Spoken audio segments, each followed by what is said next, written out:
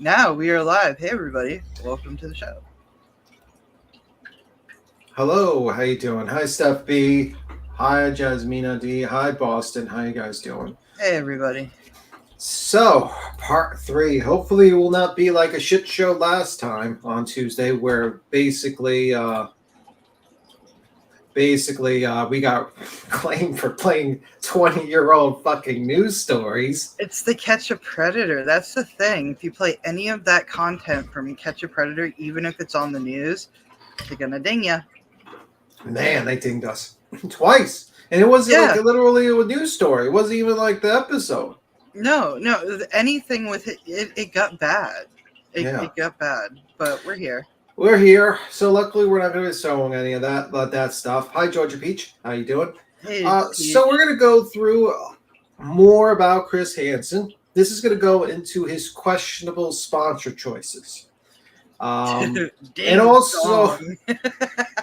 also a little bit more about like his interviews he did. We talked about that woman that was was on a certain medication during an interview.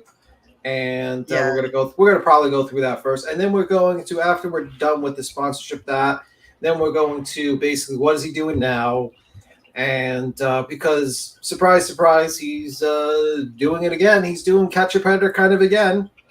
He's already started a new channel, a new show with cops to catch predators. We'll see if anything's changed. Now, I haven't checked. Is his old channel still up with all the interviews from? Okay. He has, because I watched him. He has the same one that has like 400 and something thousand subs. He has a podcast, I think like an Apple's Play podcast. He also has another channel. I mean, he's like all over YouTube, man. He also jumps on a lot of podcasts, and he also has a YouTube channel with the what is it, Janae? Like the police officer, because he's doing basically the same thing currently, where he's just basically the police officers get the the guy who's going after children to come over. They arrest him, and then he interviews them while they're like handcuffed. So that's what's happening now. Surprise, surprise, he's doing that now. But hi, Sherry. Oh, okay. I was about to say hi, Grandma. Hey, Robinson. Boston. Hey, everybody. All I can hear now is ding dong in my head. Ding dong. The witch is dead. The witch is dead. The witch is dead. Have you ever seen that? Oh no, I'm not gonna. We're gonna stick to the topic. We can always change the topics. I don't mind. That's how it is. But anyway, let's play. You're gonna hear some background noise. Let me mute my microphone. People are bringing up their trash barrels. Yeah. So let's actually start with the this little thing. Now, at a certain point, Chris Hansen, during the Onision, thank you for Grandma Sherry for correcting me last time, Onision situation, he started running out of people to interview. I mean, he interviewed almost every single fucking person, and he just basically needed like every single new person to interview. So over time. So this is from John Swan again. We're going to probably play from John Swan, Nick DiOrio today, and also a little bit of CoffeeZilla, because even CoffeeZilla had to call out Chris Hansen for his questionable sponsorships in the past. This was a couple of years ago, and I haven't seen any, and full transparency, I haven't seen anything recently with Chris Hansen. So I think this was during the time where he was just really needing money, like a lot of money. So maybe it just caused him to have questionable decisions. So just a heads up. So this is years ago, but just showing a pattern of behavior, whatever. But let's play it. And then, Tony, you're here. Just say yes if you're here. I'm here. Sorry, they were doing something outside, and I didn't want to. But no problem. Now. We're good. I'll play it. Yeah. Chris started to run out of people to interview on his show. All the reasonable choices had been exhausted, so he decided to go out and scrape the bottom of the barrel. And out came this woman, Holly Hayes. Holly Hayes runs a Tumblr blog about Onision. Wait, what? Yes, you heard me right. Big famous TV journalist Chris Hansen is now interviewing Tumblr blogs. We came across a woman named Holly Hayes who has a site called OnisionHurtsPeople.tumblr.com, and over the last couple of years has amassed a database virtually of people who've been impacted. I a database that he tries to define these channels. No, man, it's a clip channel. It's not even clip. It's a Tumblr channel. It's like, imagine like his career while he's sitting here. This is a guy who made millions of dollars. He was a talk of the world, and now he's doing at that particular point in time, he's doing an interview with a woman on Tumblr about Onision. Oh, have they fallen? I think he started rising up again, but at that particular time, he started running out of people. I will say the backlash from what he did to YouTubers, fucking them over, especially big name YouTubers that people actually love and respect. He kind of down the, Yeah. Hi, Stereophonics mom. How you doing? I'm just gonna call you mom. I have a mom and a grandma now. Well, you better get some Christmas gifts because they owe you. Yeah. You better send them up. 38 years. 38 years. 38 years. You get we're going to have to talk. So depressing when I say, 38 fucking years. We all grow old. Who cares? Welcome, everybody. Oh, this is going to be great, right? I can feel the knowledge entering me already. How did you first become aware of Onision yourself? So I log on YouTube one day in like 2011 or something, and I see a picture. It's a thumbnail of Shiloh and some guy standing beside her. And then I looked at the guy next to her, and I kid you not, every hair on my body stood up on end. I just immediately got vibes of like there's something so wrong with this person.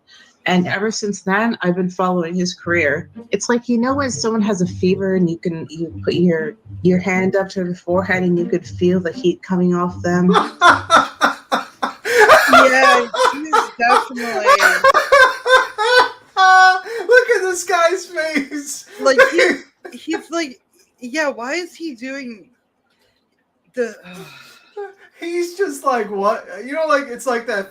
I've done this before. When some crazy motherfucker starts just randomly talking, and you're just like, you're trying not to like say anything, but you're trying not to like just laugh at them. You kind of put like that's a poker face. I don't have. Yeah, that's a poker face. If you're acting crazy, and I know you're acting crazy, I have no poker face. I'm like, you're fucking crazy. Like, yeah, that is a poker face. Yeah, so I can imagine. We can reconnect when you're sober. Like, yeah, I've been in this scenario where I've sat through with someone, and I got the poker face. Obviously, my camera's on. But I'm like literally with the poker face, like, okay. Like trying to be like, you're trying to pay attention to them and you're like, okay. And then they say something weird and you're like, uh-huh. Yeah, you're going to see that in a moment. This is funny.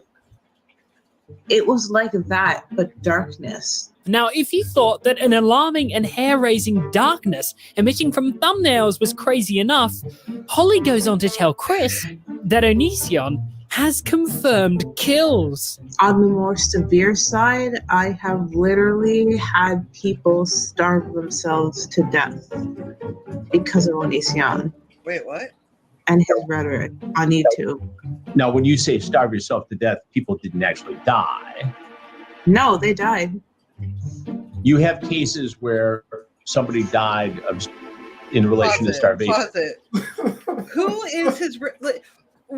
Vincent, why aren't you back checking these people before you put the cameras on? Like, I would cut the cameras and be like, Vincent, what the fuck is this? I'm sorry, guys. We're gonna have to cut this stream off. That's what I would be like. We need to cut this off because this is something wrong. There is no documented case. I do not like Onision. Let's be very clear. But I do not want people to walk away from our stream thinking that he never did that. He did mentally abuse a lot of his fans, but nobody fucking died. He's not like Social Repulse or whatever that guy is. Do you know who Social Repulse is? Yeah, I know who Social. That would be an interesting one to talk about next. Oh God, I would love to. I'm so team Jacqueline. But yeah, we definitely maybe like after Onision, we'll talk about Social or Club. Oh, he's such a train wreck. He's never gonna.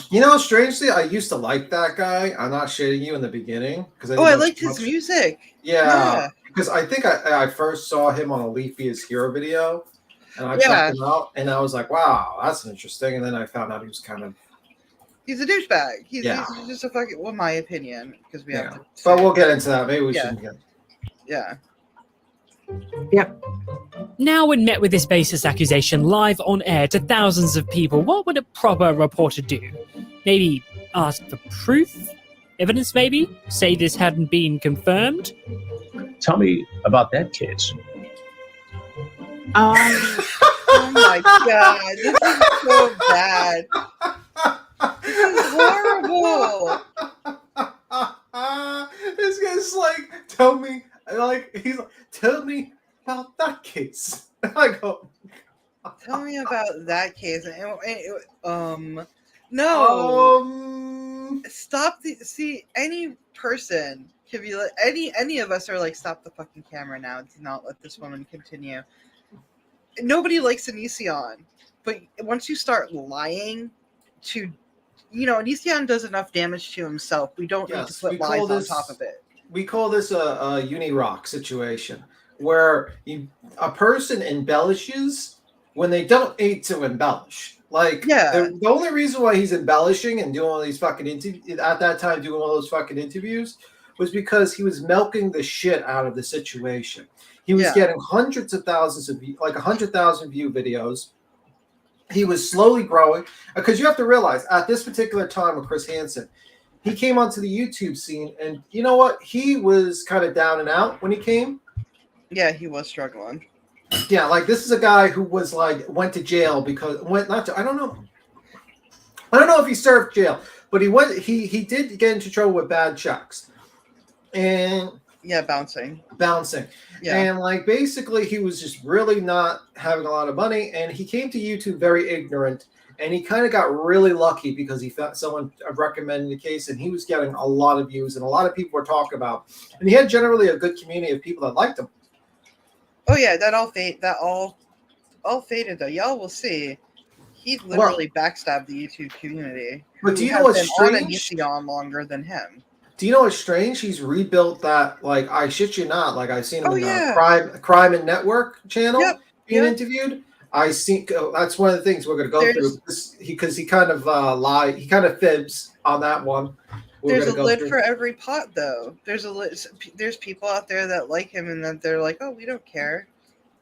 Yeah. And there's people out there too who don't know about the whole Onision thing, and that just like Chris Hansen. And we're going to get into it, but like my problem with Chris Hansen is he does what Uni Rock does. He just kind of like embellishes way too much. Yeah. He kind of to the point where it's like borderline lying.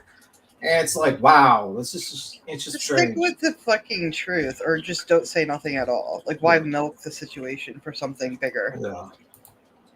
So the sister of the He just lets her keep talking live to thousands of people. Now, the reason this girl looks all out of it is because she was actually high on Xanax. Well, okay, here's a little quiz for you today. A, I was anxious as hell because I'm an introvert. Okay. I'm currently in the middle of an autoimmune flare-up. I thought it was 7:45 a.m., but it was actually p.m., and I only have 15 minutes to get ready. I took way too many Xanax for my nervousness.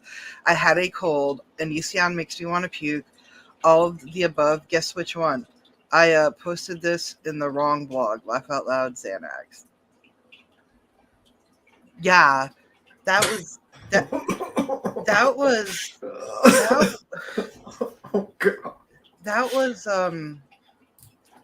part of me wants to be like, you could have hurt yourself. Fuck the lie, fuck everything else. You could have hurt yourself. Xanax is not something you can fuck with, okay? Yeah. And but how did you not know it was 7 p.m.? Like, you got your times confused. Was the sun not out? I don't know. I don't know. Do you have windows in your home, ma'am? Like, should we call somebody? Yeah, I don't know. So let's go to the Jasmina. It is. It's sad too because I'm like, you could have hurt yourself. So let's go to the laptop situation. We talked about the laptop situation. Oh, Sarah's laptop, yeah. Yeah, and I figure we go into a little bit more because I don't think we went into too much detail about it. So here, and then we'll go into his questionable, the COVID bullshit that he went through and all that stuff. Yeah. But the number of people in support of Hansen would drop significantly over the subsequent months. And it all started when journalist Stephen Asarch dropped a bomb on Chris's investigation near the end of January 2020. Sarah was one of the victims of Onision, interviewed by Chris Hansen on his show. Now, just to remind people, this was the only person that actually pursued a police report, went to the police and did a police report and everything. Out of all 10 of the people that this guy interviewed, the women that accused Onision of grooming and other things. And she had proof. Yeah, and she had all the proof, which you're going to find out where she sent that proof just now. Very compelling testimony, and her strength in coming out about her experiences paved the way for others to give their stories as well. In these conversations, it came out that she had possession of a laptop and cell phones that apparently had some explicit images of Onision's once wife, now husband, Kai, sent to Sarah when she was still underage. Now, my understanding of the situation, and tell me if correct me if I'm wrong, because I'm going by memory. All right. So my understanding was Sarah had a relationship with Kai. Yes. And that they were kind of exchanged, and this was before she turned the age of consent, and they were sending photos. Yeah. And then she was kind of convinced to come over to live with them. And then she wasn't convinced. It was Sarah was dealing with a lot of she had like an abusive parent at home. Mentally this is all accusations. This is only from what she has said. And then Kai was like, well, come live with us. Yeah. And yeah. How old was Sarah at the time of the relationship? I think they started talking when she was 16 or 17, but and how old was Kai at the time? Oh, I don't know, but Kai was an adult. Like Kai. So, but just to be clear too, Onision started a relationship with Kai at 16 too. Yeah, because that's the thing. Like he does, he will talk to you before you turn. Yeah, he grooms you. Yeah, so she's like 20. Or sorry, he's like 20. Kai's like 20 now. Well, now he's like 24, 25, 26. But maybe early 20s. Not like 30s, like 36 years old, like fucking. Yeah, I gotcha. Yeah. So, yeah, that's like kind of what he did. So basically she comes over, they live together, and then eventually when she gets to the age of consent, they engage in some sort of sexual intercourse or something like that. It was originally supposed to be like, Kai and just her. Yeah, but then he inserted himself into it because he's like, this is my house. Like, it was a big thing. Yeah. Yeah. And at this time, didn't they have kids in the house as well? They had two kids, but during this time as well, here's a little hint, the little bonus for y'all. Kai and Onision were downstairs. They have like a 2-level house with a garage and stuff. One of the kids' rooms were above the garage. Yeah, I know what you're talking about. Yeah, one of the kids during this time also fell out of the fucking window. And he recorded it. He recorded it. He fucking recorded it. Yeah. And that's what, that's why people made all those crazy calls. Basically they were justified. And his excuse for recording it is because he wanted to document that he wasn't abusing them or something. Yes, that's the thing. But I'm sorry, but if my child fell out of a window, I would not think of that first. I would think call 911, do not move him, just try to calm him, like things that parents would do. Yeah, and this is not Onision, this is Kai. This is Kai that we're looking at right now. But this is what I mean. Like, you really don't need to lie and embellish with Onision. You can literally just tell the truth, and it's just bad enough. Yeah, but he does his own damage. You don't have to put powdered sugar on it. I mean, the shit that guy has done. You could probably there's more live. You could just type the name on YouTube, and you will see a plethora of videos. Is that the right word? A plethora of videos? It's definitely a hodgepodge of videos. Hodgepodge. A very, very, very big homunculus. Yes. I mean, still to this day. I mean, there's still to this day people talking about. The last video he posted, I think, was 3 months ago. Yeah, and people still talking. I'm not too sure. It was a goodbye video. I know that. Yeah, he'll be back. Chris Hansen told her he had FBI contacts and that she could send the devices to him and he would make sure it got safely to the FBI. I mean, why wouldn't multi-time Emmy Award winner Chris Hansen not have FBI contacts? So on Chris's direction, she sent the laptop and mobile phones to Chris's incompetent web producer, Vincent Nakotra. Okay, interesting move. And this is, by the way, the guy who basically faked that he was some sort of web designer and had all this technology, like understanding of technology. But meanwhile, he just bought the programs and that's it. He bought like a ripped off copy of Squarespace, basically. Yeah, basically. Yeah. Like a shittier version of Squarespace. Squarespace, yeah. Move to leave them in the hands of someone like Vince, I guess, but this is Chris Hansen. I'm sure he knows what he's doing, right? Right? No. On the 22nd of January 2020, journalist Stephen Asarch dropped a bomb on Chris's investigation in relation to Vince's mishandling of evidence. According to Asarch, Sarah thought that her laptop and phone was with the FBI for months, but in reality, it was sitting in the office of the useless Vincent Nicotra. The package was shipped on November the 7th to Vincent's address under Chris's name, and Vince claims that Chris Hansen told him not to touch it and wait for further instructions. The package sat with Vincent, unopened, for months. Apparently, now, you're going to find out why that's really bad. Yeah. Sarah didn't know what was going on at all, and after conversations with Chris and Vincent, her devices were shipped back to her. Chris said that he called the FBI immediately. Oh. I'm saying hi to Montana. Oh, how you doing, Montana? What's up? You got me down this dang rabbit hole. Oh my God, Chris Hansen is so dirty. We're gonna go through his questionable sponsorship soon. Yeah, we're going through it all. But yeah, I'm gonna also like. You want another rabbit hole? Tune in next week when we do Onision. Yeah, we're gonna talk about Onision. I don't know if we can do them. I don't know if we could do them in 2 episodes. That guy is like literally a black hole. He's been around since YouTube. You know, but he only got big because of that banana video. But he was on longer. The Curse by Bane. Don't even put that thing on. I still remember. It's a catchy tune. I think The Right Opinion made a really good video of it. Maybe we'll look at it. Yeah. But didn't want to ship it around without knowing the proper chain of custody. Time went by, and he didn't hear anything back. You can play the blame game here for hours, but at the end of the day, Chris was the one who bungled this laptop. Yep. He told Sarah to ship it to Vincent and didn't give Vincent any extra information on what to do with it. On top of this, Vince said the original plan was to copy the contents of the hard drive.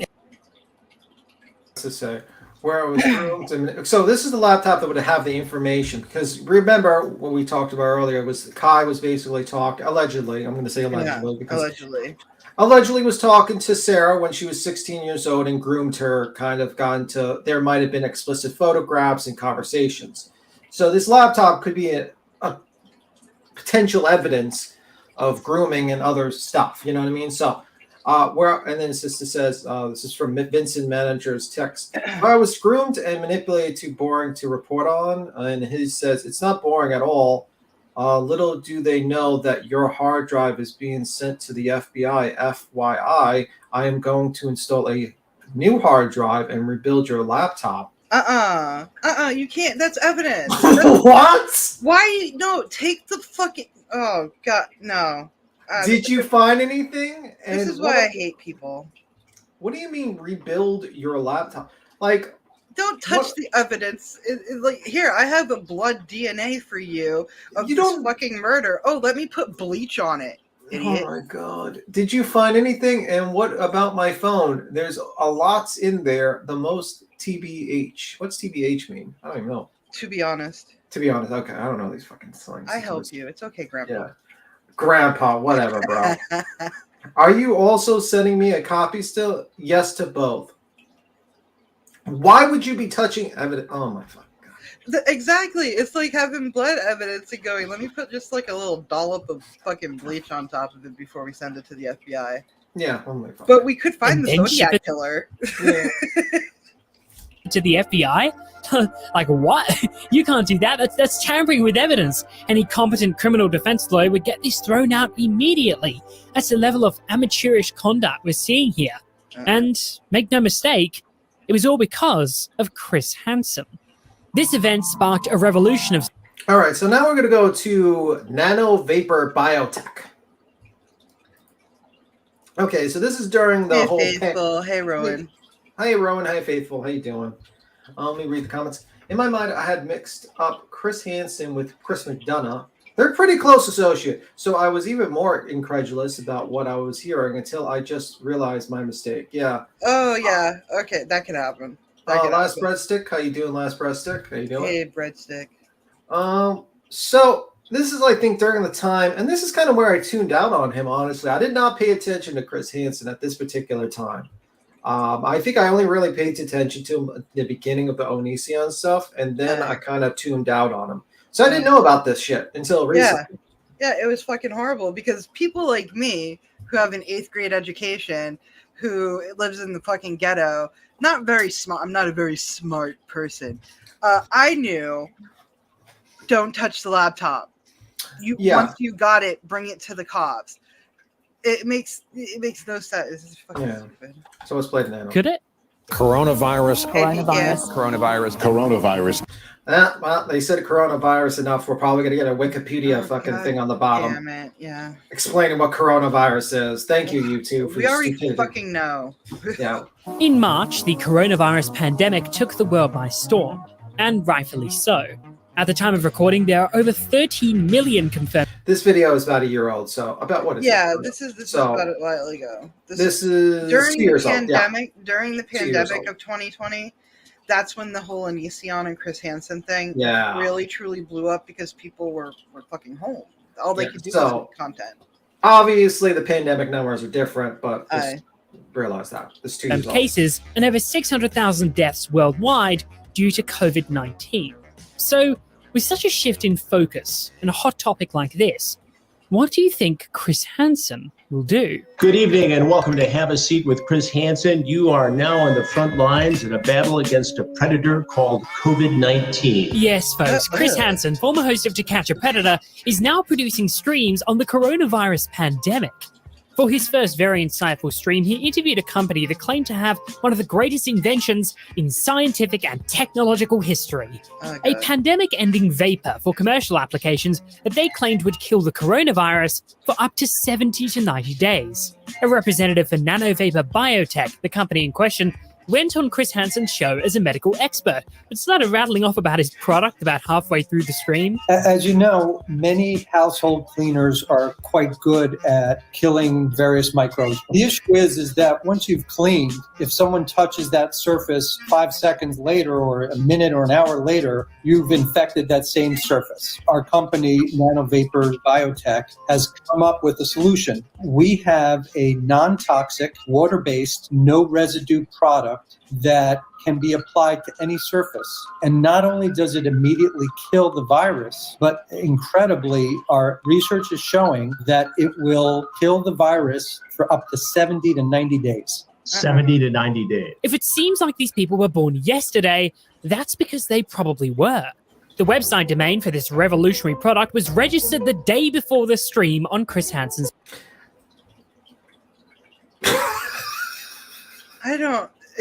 What do they call those? It's not a snake charmer. What do they call those? Those people. Snake oil salesman. Snake oil sale. Yeah. Yes, you were correct. This is a snake oil salesman. Yeah, and the horrible part about this, like, jokes aside, like, we can make fun of this until the moon comes out.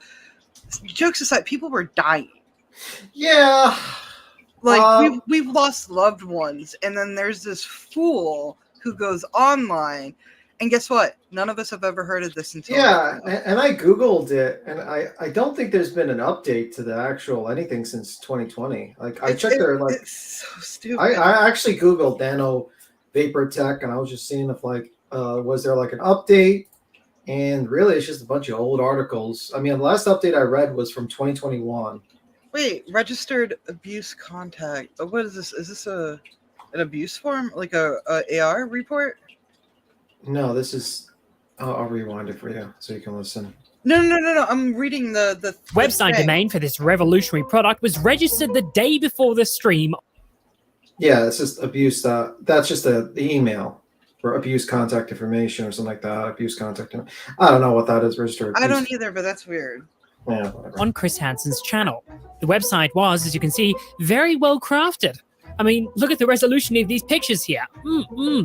The Twitter account for this miraculous yet uncertified coronavirus killer had 5 followers, according to an archive of... Has the Twitter improved since then? Go Go Let me for see. it. Let's Yeah. check it out. Chris Twitter. Hansen's the only ones that like redid a tweet. Okay, it's actually got 73 followers now. Y'all don't fall for this shit. I know. COVID is coming out in H1N1 and stuff. And I know there's a lot of shit going on. And I Please do not try. fall for this. And I tried to go to the website, and it says your connection isn't private. It might be, and it says attackers might be trying to steal your Oh, information. back away. So that's not a good sign. No, it's not. What was the replies of it? The reply. Well, what did Chris Hansen say? No, like the biotech vaporware. Okay, so it's basically a dead company. I don't know. Like the last one I've seen, it did one service in a hotel. A few days after the stream, and to this day only has 2 tweets up on the account. A tweet telling people that the product had been showcased on Chris Hansen's show, and a retweet from Chris Hansen telling people about the product. The Facebook page was equally barren, with GoDaddy is a place. Yeah, GoDaddy. Yeah, it's just a web hosting site. So maybe the abuse at GoDaddy.com is kind of like an AR report, like Yeah. where you can report it. Yeah. 2 likes, a banner that looked like it was made in Microsoft PowerPoint in 10 seconds using the default Calibri font, and the only post being another promo for the Hansen stream. This is a molecule that forms these bonds that, when sprayed on a surface using proprietary nanotechnology, will create, if I can put it in lay terms. Wait up. What? I don't fucking Nanotechnology? The guys. Is there robots? Is there baby robots in the spray? That's, I guess, what he's purporting to say, that there's baby robots in the fucking spray. Have any of you guys seen that movie, Big Hero 6? Is that his name, Big Hero? It's that they have like the little nano robots. It's one of those cartoons, like a Disney movie, with the big white guy, the big white robot, and he likes cats. A little nano, whatever. Don't let me ramble like that. Press play. Okay, we let you ramble. Terms, almost like spikes that point up. Those spikes can stain. Wait, what? If I can put it in lay terms, almost like spikes that nanotechnology will create. If I can put it in lay terms, almost like spikes that point up. Those spikes can stay into place for months and years. Again, this is perfectly safe. You can even put this on your hands. So nanotechnology that puts microscopic spikes to kill the COVID virus is perfectly safe on your hands. And oh my god! What? Have you ever seen Oz before? That old HBO. This sounds like this is. What do you mean Oz? Why are you bringing up Oz? No, Oz. You remember that one episode where the mafia guy was going to kill the other mafia guy, but he wanted the mafia guy to suffer, so he would crush up fine glass, and he would put it in the food, and it took about 6 months for the mafia guy to die. That's how I felt, like little spikes adding on while you use it. Like sooner or later it's gonna backfire. It just reminded me of it.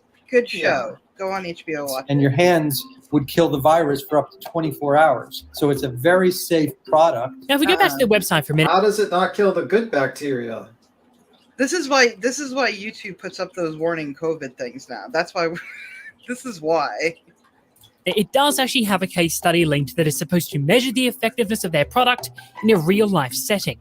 The study in question is 2 pages long with large type font and was done in private medical clinic. Yes, the clinic who provided the premises for the study didn't even want their name attached to the product. Nanovapor Biotech, the coronavirus killer, can prove itself in just 2 pages of research? Absolutely amazing! This is the panacea that will save all of humanity, right? Well, since the stream, Nanovapor Biotech has removed all mentions of it being a coronavirus killer from their branding. Probably because the only place it was ever tested was for a short amount of time in a regional New Jersey hospital where the chief of surgery is literally the dude who went on Chris Hansen's show.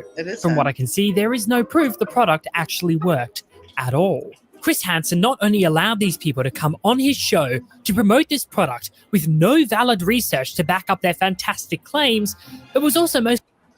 He didn't put a disclaimer or anything, did he? And yeah, last breadstick. You know what I'm talking about, breadstick. You know what I'm talking about. How you doing now? Nye Live? How you doing? Yeah, what the fuck? Likely paid for this integration. And if he wasn't, he should have been, because he does a nice shameless ad read for it in the middle of the stream. So this is technology that, for instance, was used to clean a fuel tank of some sort using this, and correct me if I'm wrong, dispersion type system, but it also has an application to disperse and effectively use antibacterials, antiviral chemicals. What is it? Antivirals or nanotechnology? I don't. Like, what is this? Y'all Like, what just is- buy Lysol. Like, just buy Yeah, Lysol. like Just fucking no. To kill this virus for 70 to 90 days. So this is nanotechnology. Just a few weeks ago, the stream was removed from Chris Hansen's channel by YouTube for violating their community guidelines, no doubt for spreading misinformation about the coronavirus. So if you needed any more proof that this was a scam, there it is. Despite all of this, Chris even tweeted it out. Why would he promote a product that there is literally no information on?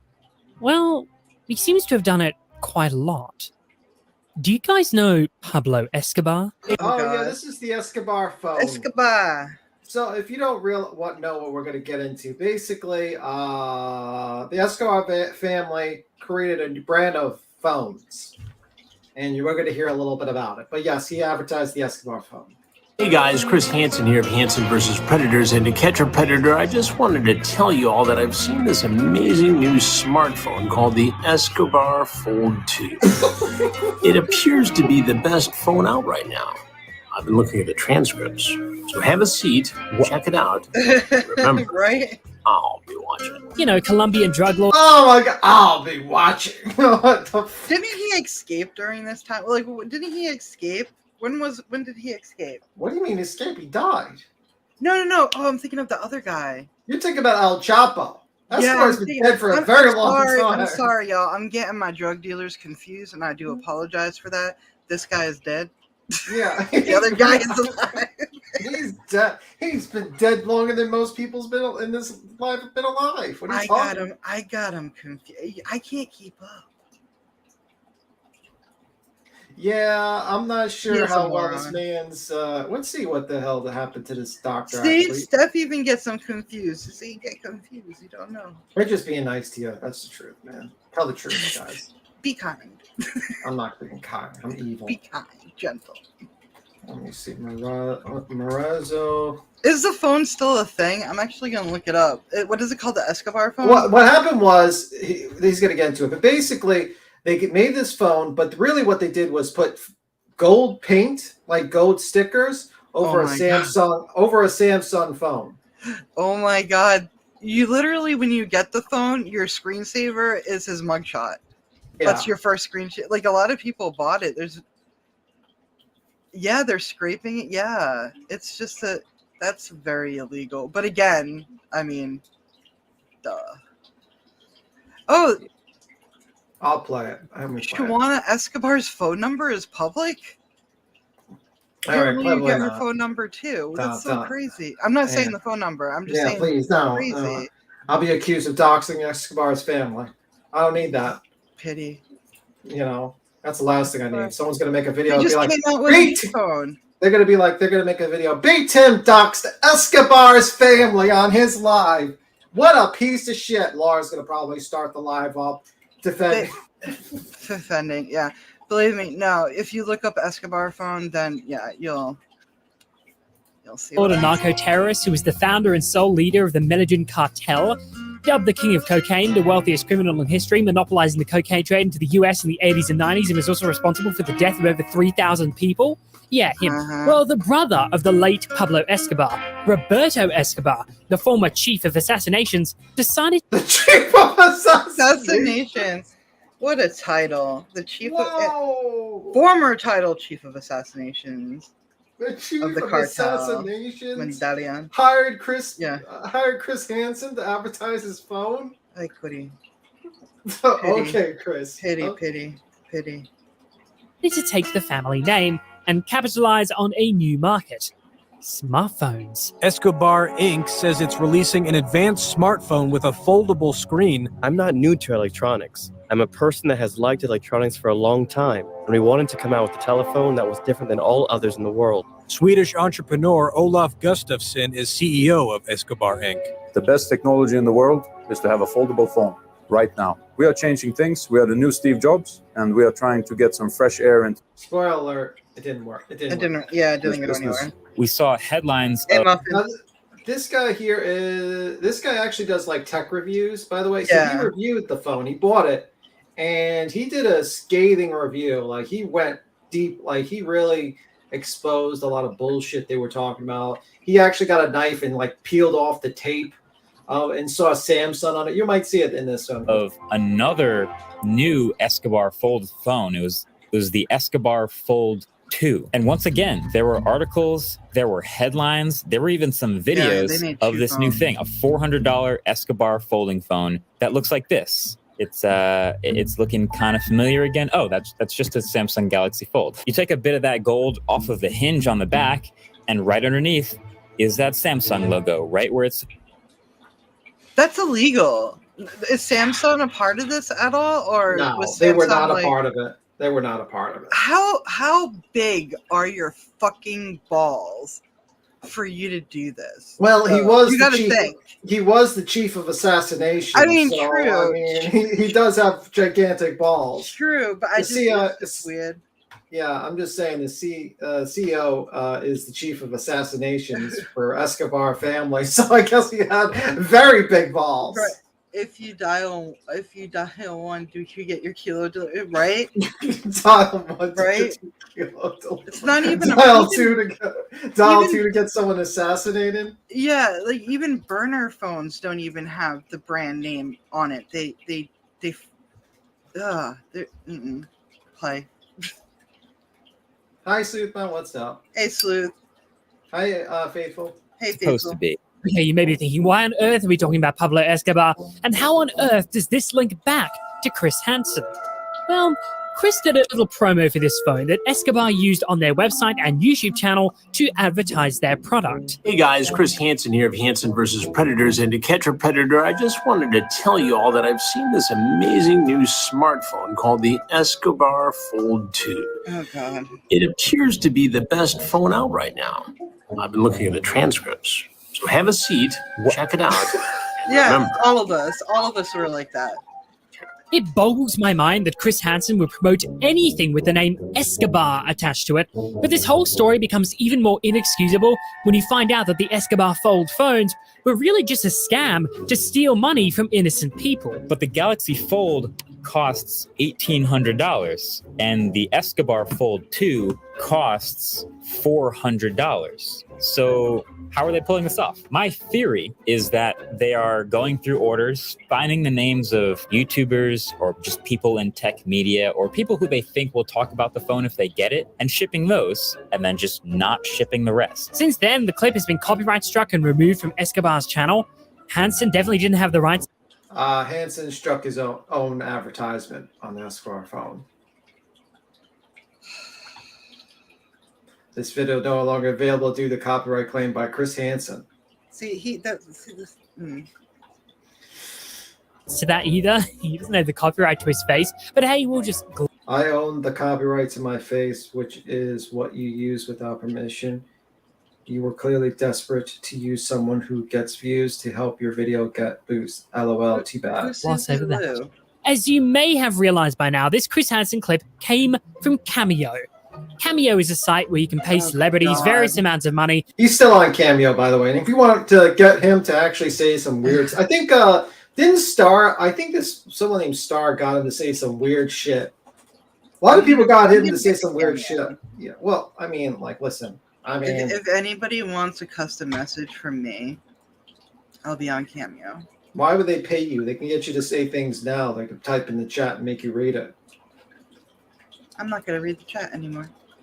Well, You're on your that's own. awesome. What struck himself? Yeah, he basically struck the his own advertisement. Yeah. Because this is why we had problems on Tuesday with our videos, because we weren't we weren't struck by No, we it, weren't but, struck, no. But anything, if you try to show any videos of like catch a predator shit, even Yeah. like literal news clips, you will get fucked over.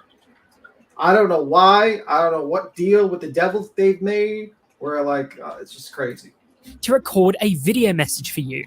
Normally, it would be a personalized birthday message or something of that sort, but unlike most people, Chris Hansen does no research into the things he's paid to say on Cameo, and as a result, he will promote just about anything if you pay. Well, at that time, it was $50. Now it's $500. Actually, let me check just to make sure. I think it's $500 now. Cameo. Chris Hansen.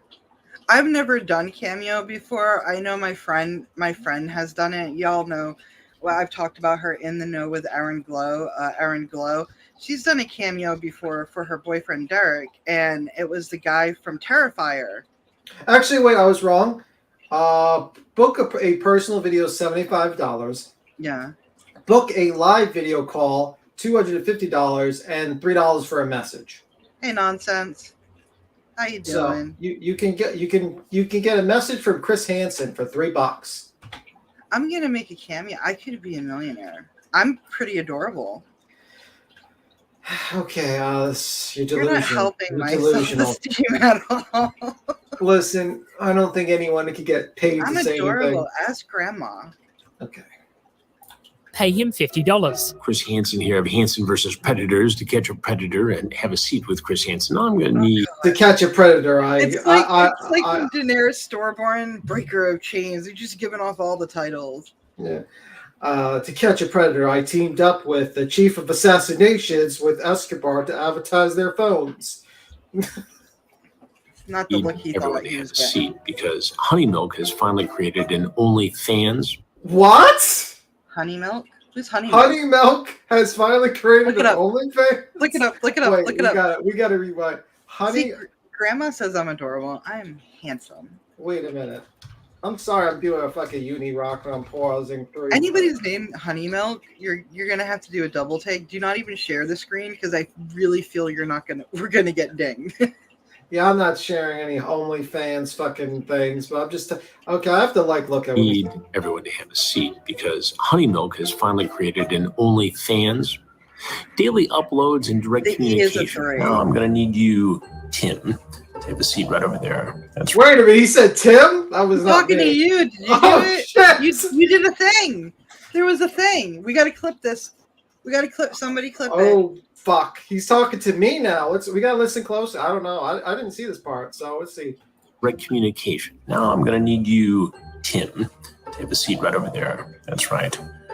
Right in the front seat of that plane in which you're going to be training. Very cool, son. Congratulations. I hear you've gotten into the Epstein pilot program before even finishing high school. This clip is probably the best 50. They really made him say, wow, they made him say a lot of shit. And that's the thing, Chris Hansen doesn't like background this shit. The Epstein pilot.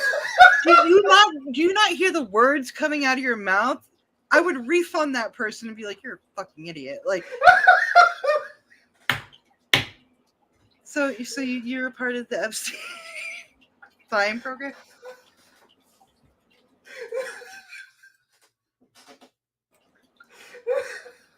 You can't breathe. Tim's down. He's down. Give him a minute. He just needs to collect himself. Oh my god. He's such an idiot. Not you, Chris. He's such an he does not fact check anything. He's so used to other people doing shit for him that he thinks he can float by. So it's gonna be on Dolly's Live. It's like it's been confirmed by Chris Hansen that Tim got his pilot license for Epstein. Right, Confirms. Bro. Oh my god. Thanks a lot, Chris Hansen. We should. You know what? Hear me out. Maybe me and you should go 50-50 and have Chris Hansen. No, hear me out. Do an opening for our show and have him say like some weird shit like like how adorable I am. I would just have him but maybe we should pay him to basically have a seat with Dolly's brother. How much is that? I don't know. We can probably get him to do it. I'd have to see if I can get him I don't know if we can advertise a personal message, but we get him just be say Dolly's brother's name and have a seat since he's after Predators. It could be like the opening of our show. I would don't pay know for about that. I would pay for that if Chris Hansen could open our show just for the for $75. Why not? Just have like Dolly's brother be here. I heard. See, they're saying do it. Headstones. Oh my God! Welcome to Zero to Manic. I was busted by Chris Hansen. I definitely was. Isn't he a reporter? He's something, but not a reporter. He used to be a reporter, but now he's like a YouTube personality. He's like all over YouTube right now, and he's really buttering himself up with a lot of like crime, like police officers and kind of crime network and stuff like that now. But back then, when he first came on the community, he started the show, Have a Seat with Chris Hansen and like Predators, like Chris Hansen versus Predators, and the commentary community like really was into him. Well, they thought he had the connections. They thought he could help the situation.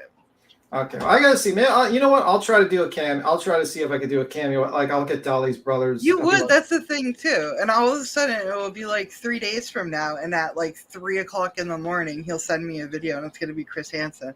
Welcome to Zero to Manic. No, I'm gonna have him take a seat with Dolly's brother. That's the plan. Oh, you want to do? Oh, hey. I'm down for that. I still say we should just pay him to do it. I've heard some disturbing things about you, about your brother. I like your brother to have a seat with me. That's just it. That's $50 right there. Just that. Have a seat, Tim. Oh, yeah, right. That was perfect. I have to say, flying program. Oh my and that's gonna be on and that's definitely gonna be on Dolly. He's gonna be like, I've heard this Big Tim was piloting the Epstein plane. Oh my God. $50 I've ever spent. The idea that I'm doing it. I gotta get that cameo with Chris Hansen. Oh, Chris Hansen, completely lacking self-awareness, congratulates a kid on getting into the Epstein pilot program before finishing high school and doesn't pick up on any of the jokes there is mind-blowing to me. He will even go as far as to shout out one of his biggest detractors. Chris Hansen here of Hansen versus Predators, To Catch a Predator and Have a Seat with Chris Hansen. I'd like to give a big shout out to Nicholas Diorio. He's a great YouTuber. He's never doxed or harassed anyone as far as I can tell. Nick paid for this clip just to rub it in Shiloh's face. And remember, Shiloh is one of the alleged victims that Chris Hansen is representing, who also initiated a targeted harassment campaign against Nick for no reason at all. I covered that whole situation in my Onision video. But just think a bit more about this. If Chris is willing to say all of this for $50, just what will he say for a more significant amount? These cyber grifters and others like them lurk in every... I agree. There's a lot of cyber grifters on this. A lot of them, and we're looking at Exhibit A. We're looking at one of them. Every dark corner of the web. The good news is, with a little healthy skepticism, they're easy to avoid. If you learn how to spot the warning signs of a scammer. You have to do your research, no matter what. I personally believe it starts with knowing who you're working for. This is a clip from a series that Chris Hansen was a part of called Scam Report.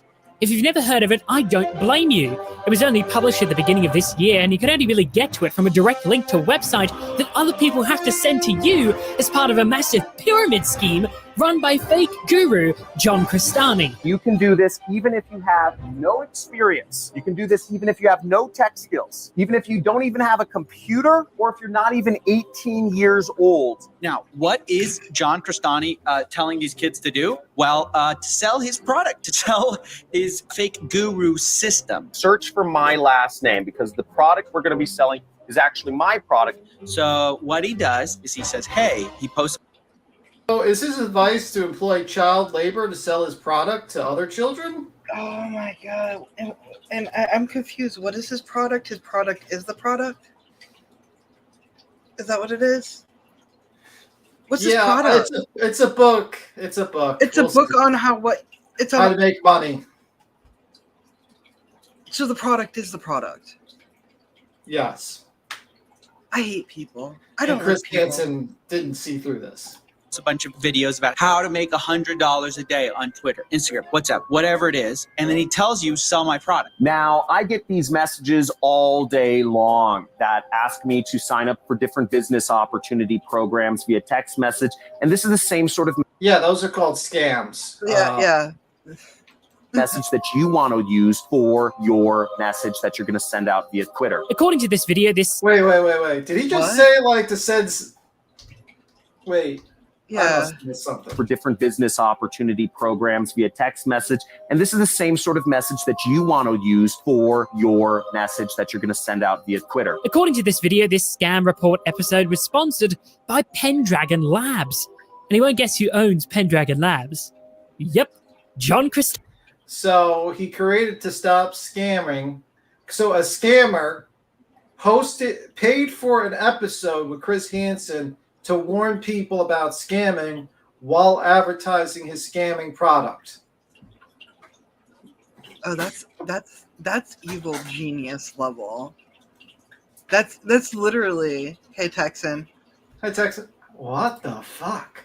Where do we find this off the wall stuff?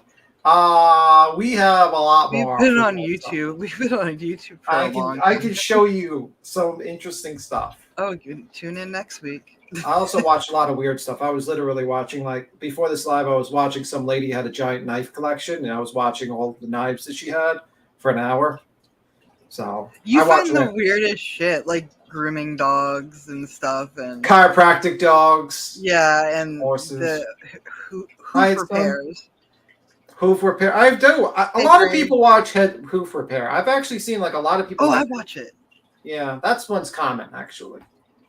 Stani. I personally believe it starts with knowing who you're working for. If you just trace it back, is there a person that I can identify that is behind this company? That is the easiest thing you can do at first. So do your research. You should spend a couple minutes looking up the company, looking up the founders, looking up who you're going to be working for. Like, look at his face. Let's just go. Spend a couple minutes looking up the company, looking up the founders, looking up who. He has no fucking clue what this guy is saying. Like, that's the kind of look I have sometimes when I'm like. He checked out a long time ago. Yeah, that's your checkout look. Like, you have no clue. You're wondering if the check is going to clear. You're going. Maybe they said 3 to 5 business days, but it could be tomorrow. Like that's what he's thinking right now. He has no idea what this guy's saying. Like, is the check? Listen to this guy. Is the check going to clear? I don't know if I'm going to get paid for this. You're going to be working for. Why wouldn't you do a little bit of research? I guess Chris Hansen didn't know who he was working for, since John Cristani is a well-known scam artist, with countless videos made exposing his scummy actions. Ironically, Hansen was brought on to promote a book which is said to help you protect yourself from scams, but the book is actually a scam itself.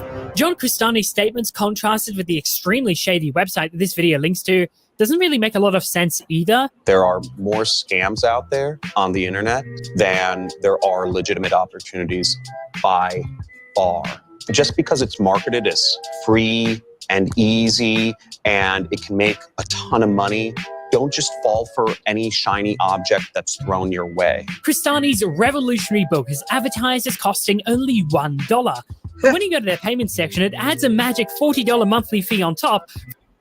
Oh, so it automatically subscribes you to a $40 fee per month.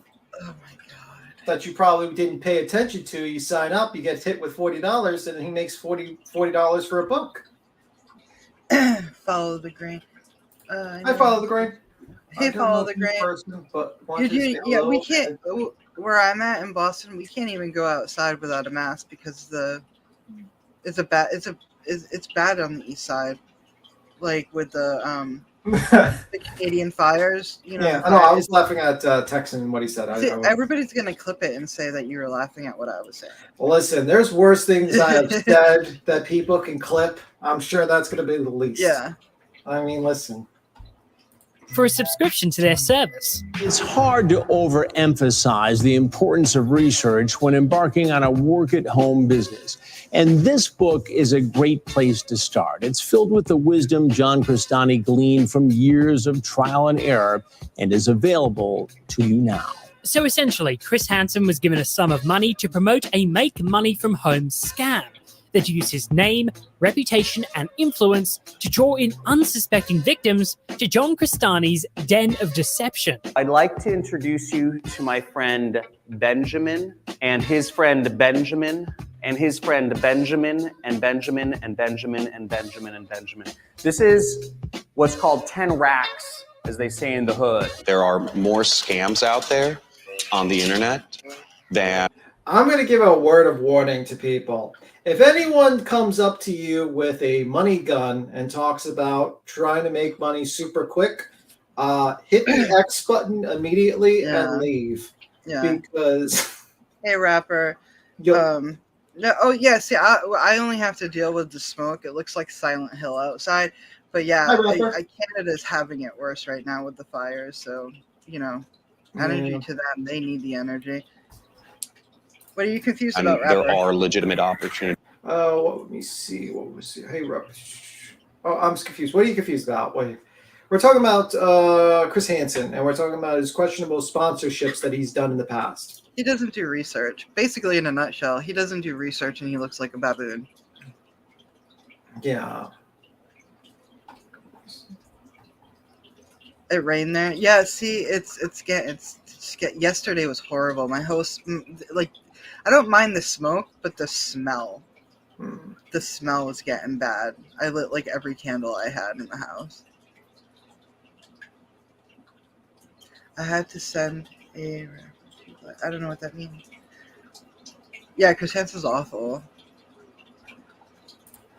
By far. Despite this being a massive scam, John Crestani does say some things that I think Chris Hansen should take to heart. I personally believe it starts with knowing who you're working for. I just wanted to tell you all that I've seen this amazing new smartphone called the Escobar Fold 2.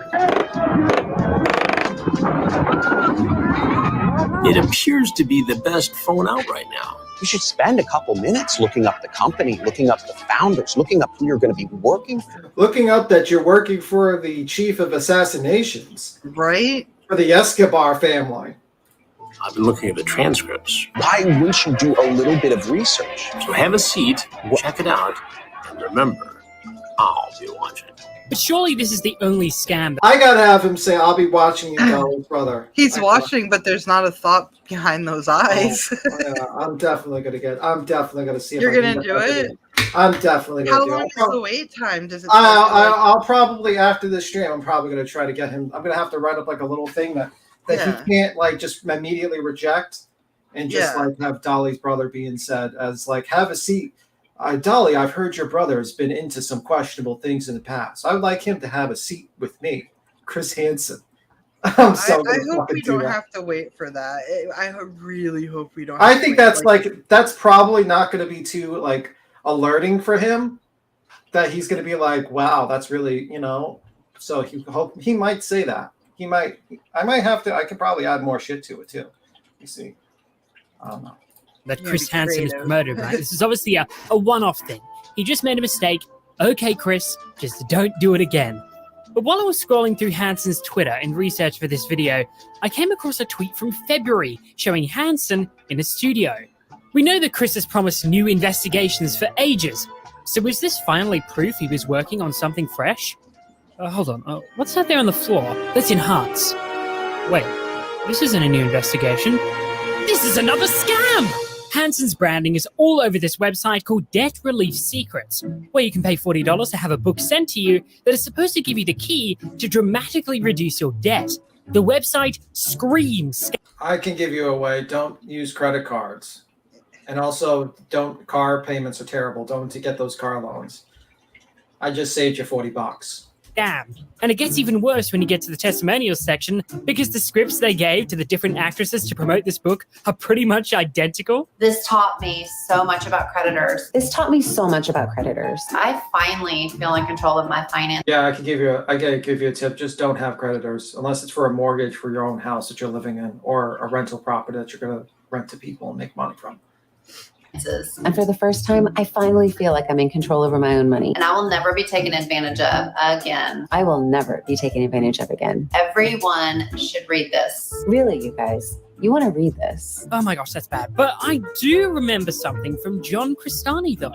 I personally believe it starts with knowing who you're working for. Luckily for all of you at home, I did find out who Chris Hansen was working for. The website is apparently copyrighted by Finance Dream Team LLC. And if you look at the business filing for this company, its founder is listed as Anthony Sarandrea, who's another guru focusing on internet marketing. Ironically, he only has 66 subscribers on his YouTube channel, and although his company, SiteFlood, is apparently a large digital advertising agency and has led him to consulting several Fortune 500 and Fortune 1000 companies on branding, sales, and direct marketing strategies, he only has one testimonial listed, and the articles he uses to establish his credibility are either from years ago or from janky sites I've never heard of. To explain it simply, this is what we call a category of a wealth guru. Yeah. A wealth guru is basically a guy that makes his money by selling you bullshit, some shit that you can look up on YouTube for free, or just simply make shit up to say how you can become a millionaire. And they get your money for telling you this very simple shit, and they become millionaires on your money, and then use that money that they basically scammed you out of to buy the nice suits and rent the Lamborghini and pretend that they're actually rich and they're making money, so they can pull in more suckers to basically sell their bullshit how to become a millionaire thing. So if you ever, I mean, like, as a person who's actually seen like people who owned buildings in Manhattan, usually they don't dress to impress sometimes, unless they're into real estate, like they're trying to do a real estate deal and they're like kind of like selling properties, then they have to dress obviously appropriately. But if you're like literally renting, like you're owning multiple Manhattan buildings, I seen a guy walk in there with khakis and a t-shirt and slippers, and it was for like a $70 million deal. So just saying. Instagram has an engagement rate of 0. What'd you say, man? Never trust a business suit. 0.35%, which is one of the lowest I've ever seen, and he is all around an extremely questionable individual. The fact that Hansen would sacrifice his name and professional reputation for a product like this is mind-boggling to me. Keep in mind, this was in February, in the middle of his peak on YouTube. But mistakes happen. And when you're in the fast-paced world of online media production, it's easy to commit even a second. This is the next one, the Valerie Plume. So we're going to get into this one where he will, if you pay him enough money, he will defame anyone you like. Serious error in judgment. But surely Chris hasn't done anything else to compromise his integrity for a few dollars, right? There's no way he would, let's say, take $10,000 from a dark money political group to star in an ad to smear a candidate running for Congress as an anti-Semite based off no conclusive evidence whatsoever. Oh, he actually did that? Her screen name is @ValeriePlame. Valerie Plame, I'm going to need you to have a seat right over there. She promoted material from our hate site at least 9 times. And you won't believe what she's doing now. I'm running for Congress. It says these people on TV should be labeled like a bottle of rat poison? Valerie Plame is a pretty troubled character, loaded with baggage and controversy due to her being the center of the CIA leak scandal known as the Plame Affair back in 2003. But she's not an ultra-nationalist right-winger. She's a Democrat running for Congress in New Mexico. The situation in this ad happened 2 years ago. She deleted the tweet 2 hours later. She apologized, and it later came out that she deleted the tweet 2 hours later. Okay, let me see. She apologized. Okay, folks. I messed up. I skimmed this piece, zeroed in on it. The neocon criticism shared it without seeing and considering the rest. I am not perfect and make mistakes. This was a doozy. All I can do is admit them and try to do better and read more thoroughly next time. Ugh. Apologies all. There is so much there that's problematic. AF. And I should have recognized it sooner. Thank you for pushing me to look again. I missed the gross undercurrents to this article, and I didn't do my homework on the platform this piece came from. Now that I see it, it's obvious. So Chris Hansen is going after a woman who didn't look into the background of an article when he hasn't looked into 1, 2, 3, 4, 5. Let's see. 5 scams. Okay. and it later came out that she actually has Jewish heritage and that she's a member of the local synagogue. My great-grandfather was a rabbi in the Ukraine, but when I researched, I've always been drawn to that aspect of my Jewish heritage, and so it led me, to Temple Beth Shalom in Santa Fe. What do you do with the temple? I mean, this is also new to me. I didn't know you were involved in the community. I am a big fan of the rabbi. But you're a member of the temple. Wow. Now, how do I know Hansen was paid $10,000? Oh, it's because there's an FEC file.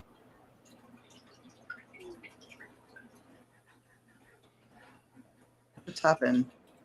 I paused it to show you the $10,000 he was paid and his name over here. 5/20/2020. Wow. And that's his name, category, check oppose, sport, house. Filing for it. This man will do literally anything for money, even taking 10 grand from a group that doesn't disclose their donors to smear a candidate based on a tweet that was up for 2 hours. This ad isn't just inaccurate, but it's downright defamatory. The fact that Hansen would agree to this is legitimately concerning. Is he really that desperate? All right, so the next part. All right, what's the next part? Let me see. History of copyright abuse. No, we went through copyright abuse already. The anonymous scam. Oh, okay. Well, not a scam, but basically, here, we'll go with this. This is Nick DiOrio, the guy who Chris Hansen shouted out and said he was a great YouTuber. Episodes released, and if you haven't heard of it, I believe. All right, so this is, let me get Nick DiOrio. I actually like Nick DiOrio. I watched a lot of his stuff in the past. I haven't watched him recently. I don't know what the hell he's doing now, but I always liked his stuff in the past. I only knew him during the whole Shiloh thing. Yeah, that's what I mean. Kind of like moved on. All right, so warning, Nick DiOrio. This is the old Nick DiOrio. He's a little bit spicy, so it is what it is. So this is an old video from 3 years ago. And this goes into the anonymous situation. The anonymous scheme, Hansen to anonymous scheme. Pedo allegations for hire. And while Chris Hansen doesn't research the people and products he promotes, he also doesn't vet the people he chooses to associate with either. No, we're not talking about that piece of shit doxer, Vincent Nicotra. Today we're going to be talking about a Twitter user named Gene. Gene is a simple anti-O nut job. He posts doxes of Onision and his family fairly regularly. And when he gets terminated for doing this, he creates a brand new account and starts again. You'll find this guy all over Onision related Twitter threads, spamming this shit in there, and it's nearly impossible to miss him. Aside from just being a psychopath in his spare time, Gene was actually working with Chris Hansen. Back when the video of Chris in front of Onision's house leaked on an account named Big Money Onision, it was accompanied by a screenshot showcasing Gene's Twitter profile image and a tab to one of Gene's suspended Twitter accounts, showcasing the fact that he himself was the leaker who was in direct contact with Chris Hansen. In DMs with Big Money Onision, which I've gotten confirmation that I am allowed to show you, he confirmed that Gene, the psycho doxer who runs around with an anonymous profile image, was the person who sent him the video that tons of drama channels reported on at the time. In case you're not understanding what I'm putting in front of you, Josh Pescator gave me a screenshot between himself and Chris Hansen where Chris confirmed he had worked with Gene, in case that wasn't crystal fucking clear already. And on top of that, there's the bullshit from my first video, including Chris's coronavirus killer, the confrontation with Onision that Chris Hansen ran from, the botched laptop incident, and the filler. Yeah, that was the kill stream. Basically, Onision went on the kill stream. I think at that time they were on Stream Me. Was it Stream Me or was it D-Live? It might have been D-Live. I think Chris Hansen has studied journalism. Oh yeah, he was legitimately a journalist. He's you know, the thing is that when he got fired from his job due to various reasons, one of them was the settlement for because of that man that killed himself during the last episode, Meet the Predator, Catch a Predator. Basically, the sister sued and a settlement was made. That was kind of like made him wobbly. But then the affair he had also kind of pushed him over the edge, and he was more trouble than it was worth, and he got fired from it. And then he tried to do the Kickstarter thing. That didn't work out. Nothing. After everything that has happened to him, he learns nothing. He continuously makes the same stupid mistakes. Yeah, so I mean, definitely more of a journalist than Betty, but in JLR, but because he worked for a company, he did study journalism, but he makes questionable choices based upon the need of money, the need of fame, and that's not good. Interviews he's used to draw out the investigation further with the woman who admitted she popped Xanax like they were fucking Tic Tacs before she went on and claimed that Onision killed people. On the more severe side, I have literally had people starve themselves to death. I think that was the anonymous part. Yeah. Okay. So next part. All right, we got. Let me see. Thanks for the information. No problem. Let me see what time it is. Okay, cool. All right. So the next part is. All right. Yeah, this is good. All right, we'll go into. Should we show the CoffeeZilla video with because they only showed a clip of that guy that catches fake guru. We could if you want to. And then we'll go into that. Okay, cool. All right, let me see. We'll just do a little bit. This is CoffeeZilla. Obviously, he's grown from his humble beginnings of 127,000 subs. Now he's close to like freaking 4 million. Oh yeah, CoffeeZilla is really There good. are a lot of people talking our about content we've shared with CoffeeZilla. Almost 2.8 million. So this is a 3-year-old video. This is a younger CoffeeZilla, a more without the suspenders and the little mustache and beard. Without the nice green screen, CGI. Without the $5 million studio. He's not in the $5 million studio or in $10 million studio. That was a joke, by the way. He's still a good guy. He's a good guy. Oh, I like him. The fake gurus right now. And I, for one, love it. You have super talented YouTubers like Mike Winnick. You have Spencer Cornelia. You have, a bunch of YouTubers, and tons of people have done videos about this by now. Why these gurus, fake gurus, online fake guru. Fake gurus. These are some fake gurus. And I, for one, I welcome it. I want people to realize that there's no shortcut to success. But if you're going to come into my house, okay? If you're going to come into the fake guru dojo, you better be ready to talk to Sifu. You better be ready to be called out if what you're doing isn't right. We've already done this with Graham Stephan's take on fake gurus, but now we have another challenger, and this is going to be our toughest opponent yet, Chris Hansen. Why don't you take a seat right over there? You are right. The legendary journalist Chris Hansen from To Catch a Predator. I have looked up to this guy forever. He's an amazing investigative reporter, and nothing in this show will take away from that. But he stepped in. He stepped into the fray, stepped into the Coliseum, and as such, we got to talk. Because he released a video investigating work-at-home scams. This is Scam Report. He is a scam. Now, there's a lot of this I agree with. He talks about how the new economy has created more scams than ever. But the new economy has also spawned a new breed of criminal looking to make a quick buck at your expense. He talks about how these scams are getting more sophisticated and harder to spot. Some scams are glaringly obvious, but the worst ones are getting more sophisticated all the time. And he talks about the importance of doing your due diligence. It's hard to overemphasize the importance of research when embarking on a work-at-home business. And do you think he's going to undermine everything he just said? Right. Probably. No problem with any of this. But then he decides we're going to introduce someone else to the equation. Someone who operates a legitimate work-at-home business scheme. He used the internet to build a hugely successful business. The internet is a place where many people make a lot of money.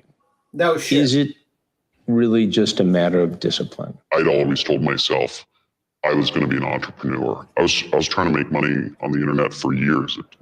I spent 4 years. I didn't make a dime, and I was just trying and trying and trying. I didn't make anything. Just because it's marketed as free and easy and it can make, a ton of money. Is that the same guy? Don't just fall for any shiny object that's... Yes, you could tell by the ring. Yeah, I was about to say, if this isn't I wonder why they blocked me. I don't know why they blocked his face, but I don't know. Thrown your way. Who is this man? This legitimate businessman? For every single successful way to make money. So this is how the original episode went, where they literally blocked out the guy's face like he's fucking hiding from Escobar.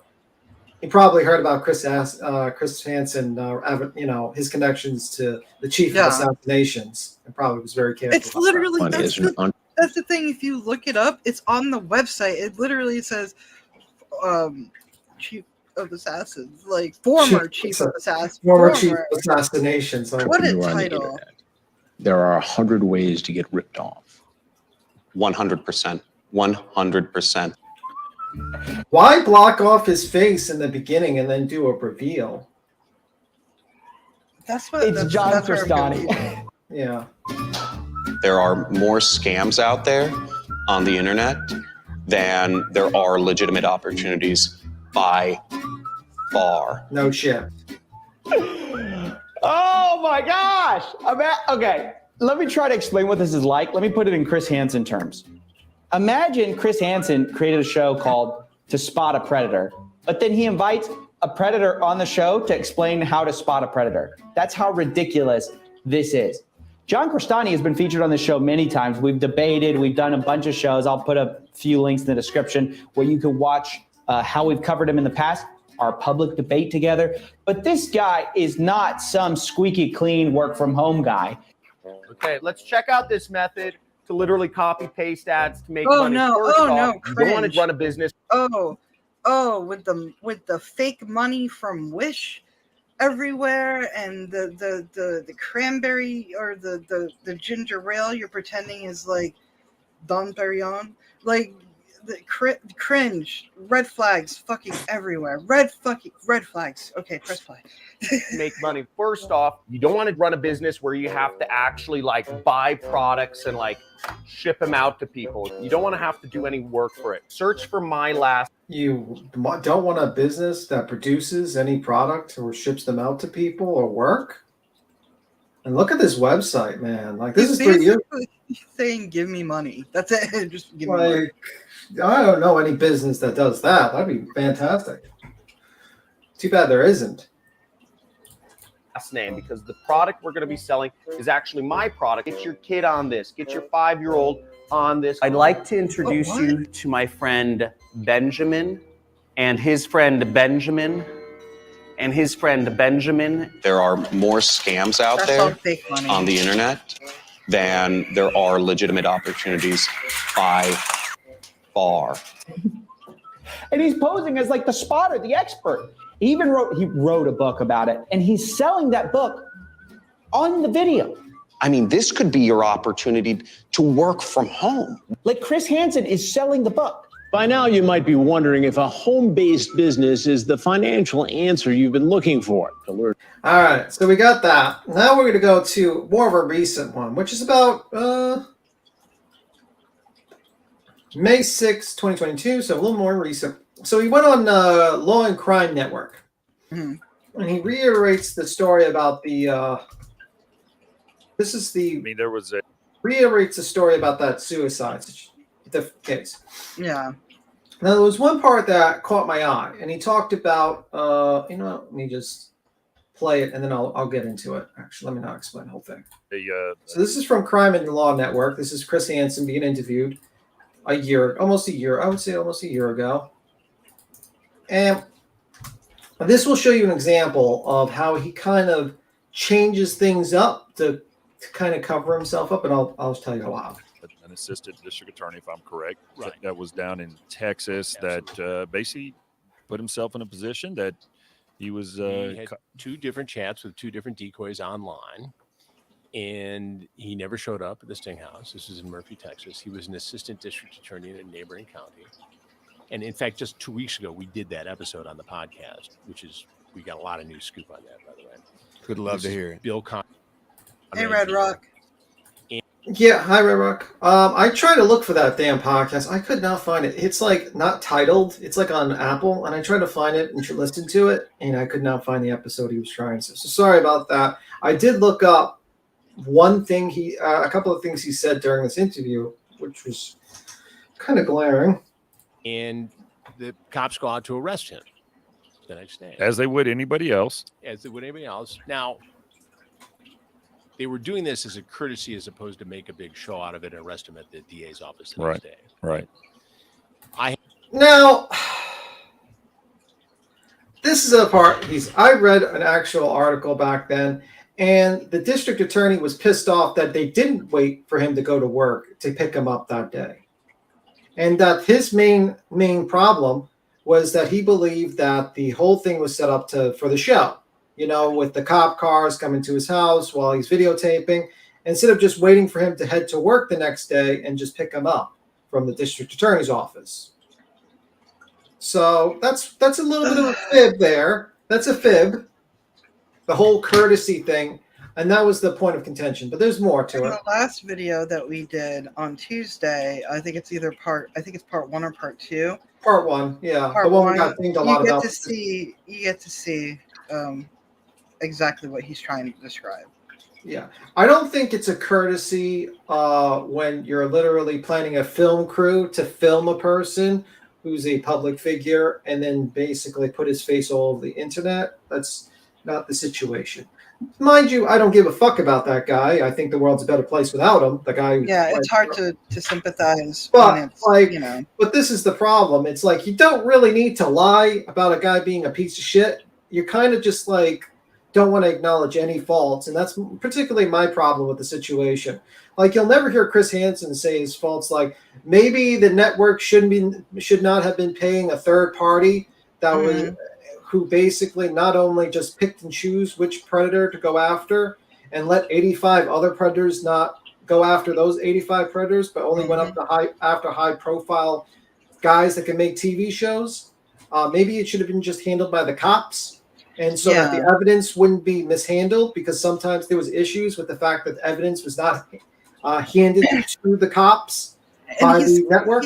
He's really delusional too, because they said the evidence. They said this on Tuesday's show when we were watching the recaps of it, that the guy had CP on his phone. So he could have really usually if there's CP being passed around and it's online, they usually use that evidence to stop it, and they just blew it all because they literally cornered the man. I mean, it's hard for me to feel bad for him. But he could have been like, "Oh, I got this from so and so," and then now we got another one. Yeah, I mean, I guess what you're saying is they should have just waited for him to go into the DA's office so they could have interrogated him properly. Yeah. Yeah, I mean, that's the thing. They should have just waited for him to go into the DA's office. He would have been unarmed at the time. They could have easily caught him from there. Yeah. And that's it. But the problem is, I don't think he would have been able to film inside the DA's office. That's the thing. That's the issue. If you take the cameras away, instead of busting just one pedophile, they could have busted at least 2 or 3 more. Well, if they continued on. During the videos we watched, it was confirmed there was 85 other cases they never followed up on. Oh God. And that they basically just let go because it didn't make good TV. And that's the problem when you make a show out of putting criminals behind bars. It becomes a show, not, you know what I mean? It's that's the problem. So I had no control over that. I would have preferred, television-wise, they go into the DA's office the next day because that's that's big on TV. I would have preferred. Yeah, they wouldn't have not let you into the DA's office with a camera. It wasn't my call. So we're in the street. They go in, break down the door. He doesn't answer, and they get to the hallway, and he's got a pistol pointing to saying, "Guys, I'm not going to hurt you," and he shoots himself in the head. He later dies. There's a helicopter in the backyard. It's horrible. You never want to see anybody do that under any circumstances. And it's jarring, and it's dark, and it's sad for a lot of reasons. But why did he do it? Ultimately, his sister sued NBC for millions and millions of dollars. The case was settled. Right. She sued for $105 million. The case was settled years later. Yes.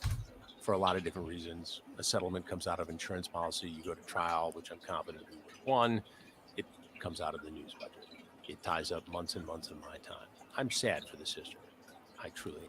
Well, my guess is, and this is my opinion, I think the main reason why they settled is because they realized how much of a clusterfuck it would have been if all the discovery and all the depositions came forward and people could read it.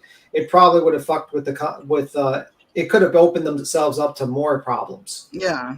Because you have to realize at that time they were using perverted justice They paid Perverted Justice $2 million.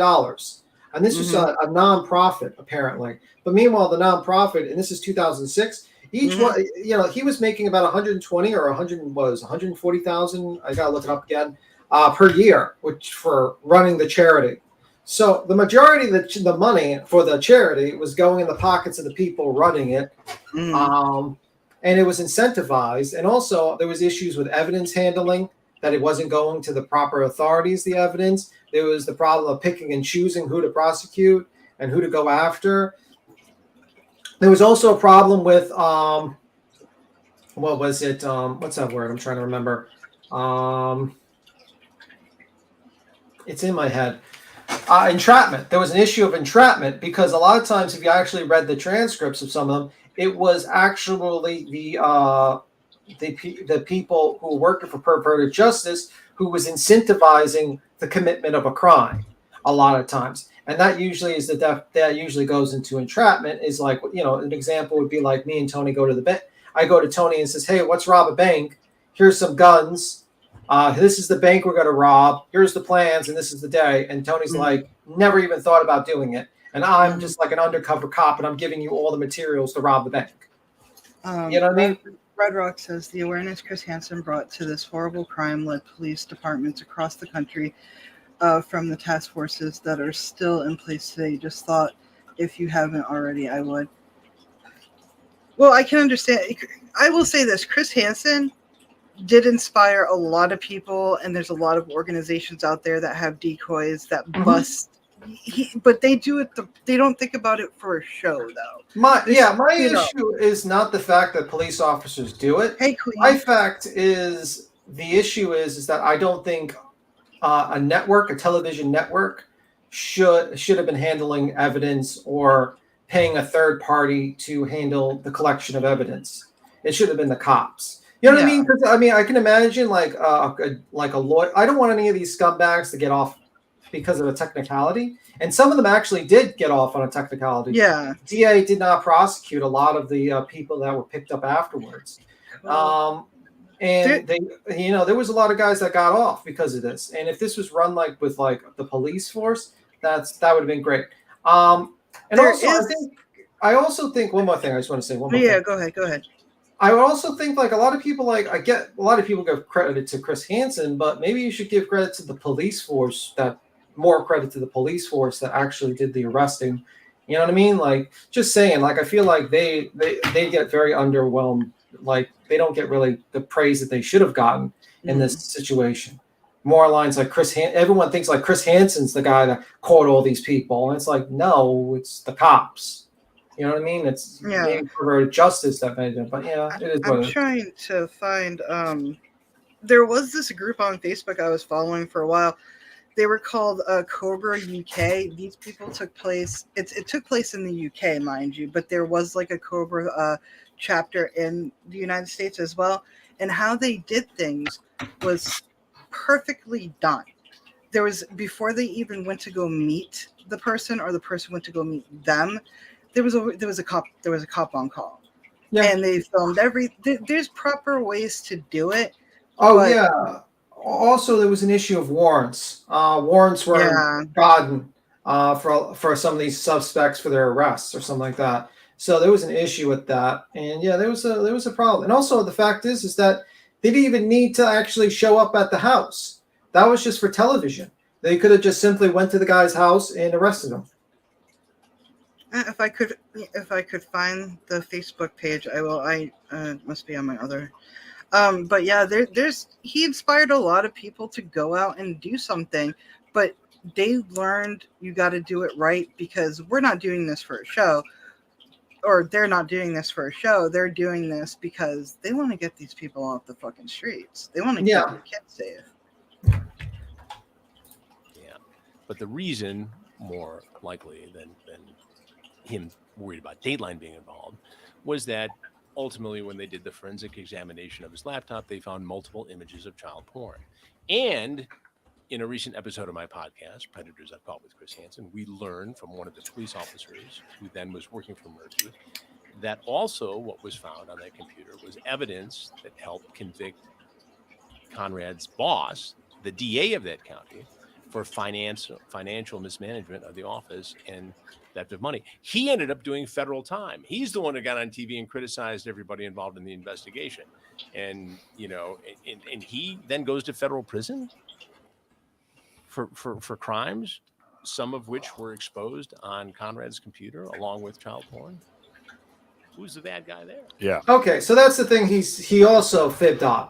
I actually looked this up. I was like, wow, the DA actually went to jail for 15 years. Now, mind you, he doesn't name the person, but it took me a little bit to actually look up the guy's information. And it was, let me see. I was about to say Galen Ray Sumro. Okay. There was a video released a couple of weeks ago about all the predators who reoffended on the show. But for this Galen Ray Somaro, he was in this interview. He's stating that basically the information on the computer led to his arrest. That's not true. What happened was, I was actually reading the article. It was actually TCAA, which is the article, and also I read another article that talked about it, which was from what's the channel with the peacock? What's that? ABC, NBC. NBC, yeah, an article from there from 2006, and basically it says that Sumro's downfall was linked in 2006 criminal investigation into Rockwell County Treasury. Let me read a little bit. Sumro's downfall was linked to a 2006 criminal investigation into Rockwell County's treasurer, Cherie Jones. Jones stole over $3,000 of public money, which she used to pay her mortgage. After the money was discovered missing, the county sheriff's investigator confronted her, and she eventually confessed. During her interrogation, Rockwell Chief Deputy David Golden asked, quote, "Is there anyone else in the county that you know of that is engaging in criminal activity, ? Her answer, quote, "You need to look at Ray Sumro," end quote. Deputy Golden told Jones that when her case was over, he would revisit her revelation about the DA. Real quick, Lemon just said, is there any way that you can put the Chris Hansen video up louder when you play it? Because they can't hear him very well. Oh, I thought it was loud enough. I mean, No, make it louder. We can put subtitles on. Like, there's a CC right there. Just okay, I'll put the subtitles on. That's no problem. Yeah, we're sorry. Some videos we have no control of because, you know. Yeah, sorry about that, Lemon Drop. No, it's okay. Well, I'm saying sorry to Lemon Drop, not I you. thought you were saying, well, say sorry to me. Now I'm offended. Yeah, so basically. He's like, whatever. Whatever, bro. Tony. Deal with it. Yeah, so basically you see like the fib that he just produced right there. Now, I don't blame the people doing the interview because I've been in my share of situations where a guy jumps up and a person says some stuff and I can't verify because I can't.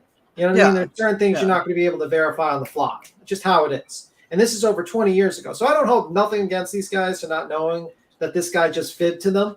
But basically his connection was, they used this laptop had information that led to the arrest of the DA and then he tries to connect like the laptop having child porn to the DA that went 15 years in jail. I can read you the whole thing, but here's the article. If you ever want to read, it's a long ass read.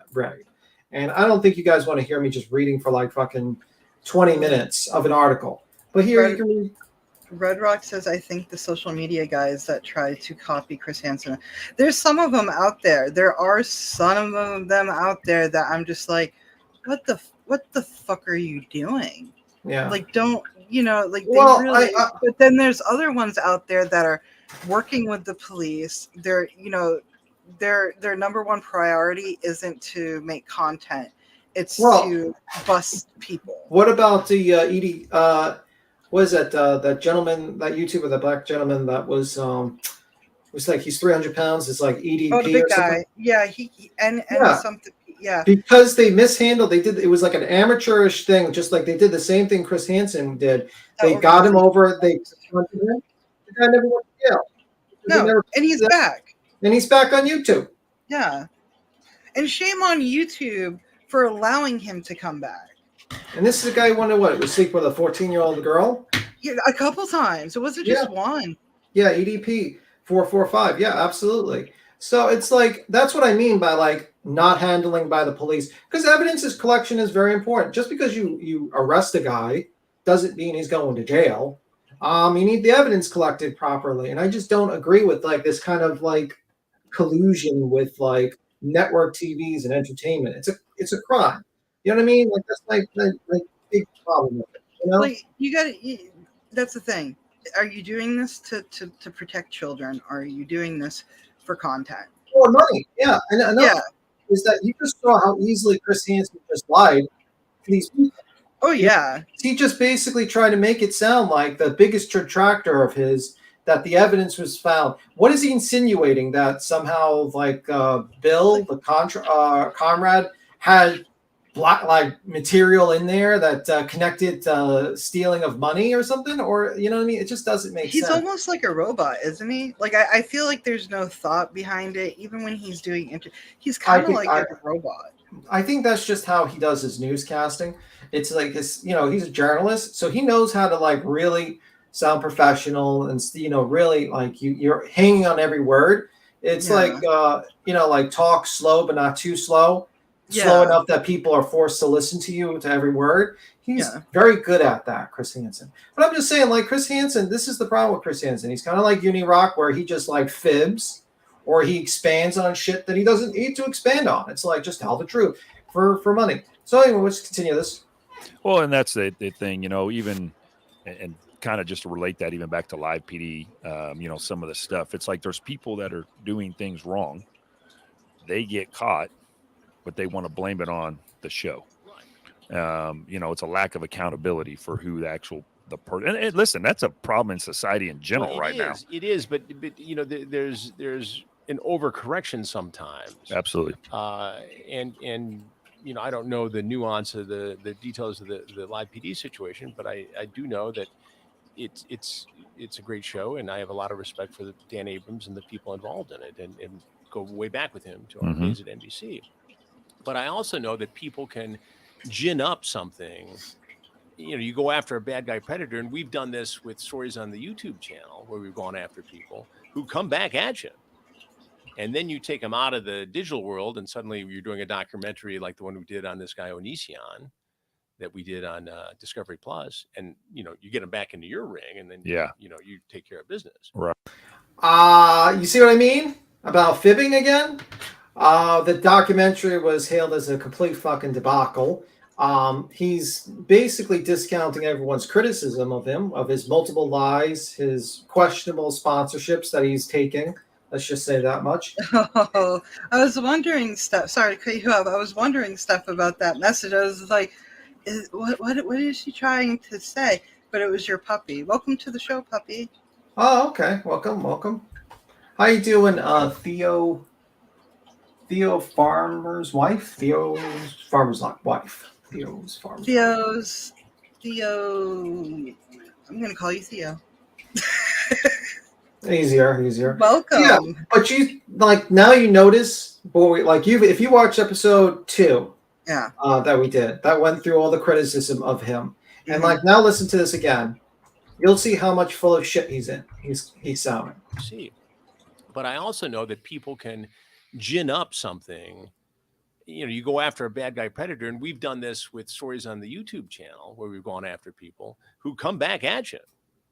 And then you take them out of the digital world, and suddenly you're doing a documentary like the one we did on this guy Onision that we did on Discovery Plus, and you get them back into your ring, and then you take care of business. Right. But how did the Discovery Plus take care of business? This guy's still on YouTube. He's able to advertise his OnlyFans account, because he does have an OnlyFans account. I didn't look. I don't want to have nightmares. Simple as that. And he's able to still basically groom people still. How did you stop him, Chris Hansen? You didn't. You mishandled evidence that should have been sent straight to the FBI. You debacled the whole situation from views, and you don't want to take accountability. You don't want to take accountability in the past where you could have said, yeah, the network was kind of went a little too far with this. The stuff should have been handled by the cops. We made mistakes, and we learned from our mistakes of the past, and we're moving forward. You know what I mean? Like, this is just like you just want to rewrite history and make it look like you're just this big guy. Another thing, like, even in the documentary, he lied. He said, like, before Hansen came to YouTube, Onision was liked by the community. No, he was not liked. There was at least 6 months before you came in that we were like, oh, he's a chomo. Bro, more than 6 months. It was 2019. The guy was not liked since 2016. Yeah, nobody liked him. The only reason why he became popular was because of Tosh.0. That was it. Ah, the oil farmer's wife. Yeah, it took me. My slow ass was just like Theo. I think it's because it's all close together. It's like, okay, we're having trouble. It can be unpleasant until you get used to dealing with these people. And, you know, these people can gin up 1,000 bots on Twitter and attack you. And support for the Cocktails and Cocktails podcast. Bots. Okay, no, it's not bots, sir. It wasn't bots. It's legitimate criticism. So now, what is Chris Hansen doing now? Damage control. No. What is this? Well, in a way, he is. In a way, he's trying to do. He's blaming everybody but himself. Though there was no bots, people legitimately were insulted by what he did. He sold a story that traumatized several women when they were children, and Onision got away with it. He got away with it. There was a whole goddamn documentary, 3-part, two. All right, look at the screen. He's now on True Blue, and he's doing basically. What the hell? Wait! Stop! Don't go back. Right. Down a little bit. Down a little bit. Now? Yeah. Right. Stop. Farmer pro wrestler saves club from mass shooter. True crimes. Full episodes. No, I was just reading. I don't know. The mask got me, and I was like, "What the fuck is he doing?" So basically, he's doing the same thing now. He's with this True Blue. He's working with. See, this is the first episode. He's working with True Blue, or is he True Blue? Well, that's his channel. Okay. Okay, and this is basically let's say. Is that a 30-second video? What the? He's working with the police department to do the same thing. So what's your plan today? Talk to her about her life. There's something you need to know. I'm Chris Hansen. Very intelligent man. I really don't want to have a conversation about it. And I do stories on alleged predators trying to have sex. Yes. So he's basically back at it again. What the fuck am I looking at? Well, this is the guy that came to the house to meet with the underage person. And the person's handcuffed on the floor, facing down. No, I know what I'm seeing, but is this like a power trip for him? Well, I mean, whenever I want to, I'm sure this will not be used in court to defend his position. Exactly. Like, this is, I mean, I have no sympathy whatsoever when it comes to pedophiles. I think you guys don't want to know it. Volcano. That's all I'm going to say. Yeah. Volcano. But we want to stop them. And usually one of them can lead us to like 5 more. Well, but if you fuck up that one person, you fuck up the whole entire case by doing something stupid like this. You just put more kids in danger. So, I mean, basically, I think it's called Ghost. Let me type it up because I was looking up basically, it's a task force. Let me see. Yeah, it's Genesee Human Oppression Strike Team, and it's basically a strike team. It's called Ghost Certified Program. And it's run by the sheriff's department, and they're working with. Basically, they let Chris Hansen do a film of their arrests. So this is the cops handling it. There's no third. I don't think there's a third party. It's just a task force, and he's basically uploading it on the YouTube channel. And I guess this is their thought process in it is that they want to bring people's awareness to the situation here, and also kind of that type of deal. Chris Hansen's probably is going to say the same thing, but he's basically back at it again. He's doing it, and that's now you're seeing it. I just what I worry about is that the thought I had in my head, and maybe a lawyer can explain this to me, but isn't he working in the behalf of the police department? So if they don't read him as Miranda, did they read if they don't read him his Miranda rights and he starts talking to him and this guy starts confessing to things, would that be an issue? I don't know. There's a couple issues there. Police officers, real police officers, cannot put handcuffs on a prep. No, not a predator, but a prep. Cannot do that without reading the Miranda rights during it or before it. Yeah, and then at any time he can say, the guy that's tied up can say, I want my lawyer, and then everything has to fucking stop. It has to stop. So let me see. Yes, the puppy is more than welcome to join the show. See, the puppy doesn't even like Chris Hansen. The puppy's like, fuck this guy. Listen, my thing is, I just don't understand. Yeah, my fish are definitely co-hosting. Yeah, your fish. My cats are actually quiet today too. So yeah, I mean, like, he's back at it again. He's doing the pride of thing, and just making people aware. It's like he's back at it again. He's basically doing the same thing. Channel, if you. He wants 14. Oh God. And her mother. Hello, how you doing, Stormwind? Hello. Yeah, I mean, I'm hoping that they learn they don't let third parties handle it, and I honestly think it's just like, I don't know. So he's going back to Catch a Predator type deal, but on YouTube under a new name, a new marketing. Yeah, pretty much. Pretty much. I don't know. Wear cakes? What are wear cakes? I have no clue what a wear cake is, but probably has to do with RP. Hey, Mom. It sounds like you're trying to keep it feeding so you can. Oh, you know who started? Oh, okay. Like this too. Like, why is he in an interrogation room with the guy when he's not a cop? Oh, that's Storm. Okay, I know who Storm is. I know who Storm is. Yeah, I know who. Yeah. Yeah, like that's the thing. Like, I don't know why Chris Hansen is basically doing this. I don't know. Money. Well, I know that, but I'm saying like why the cops are letting him interrogate. I don't know. It just seems like weird, but yeah, he's doing that.